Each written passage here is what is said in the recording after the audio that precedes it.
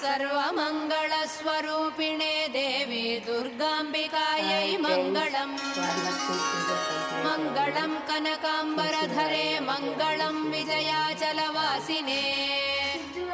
सर्वगुणसम्पूजिते देवी नित्यं भवतु मङ्गलम्। वरदाभयहस्ते भवानी निखिलेश्वरी। बाला त्रिपुरसुन्दरी देवी नित्यं भवतु मङ्गलम्। शुभमङ्गलदायिनी शिवे सौभाग्यदायिने। इन्द्रकीलाद्रिनिवासिने तुभ्यं देव्यस्तु मङ्गलम्। कृष्णातीरनिवासिने गौरी कोमलस्वरूपिणे।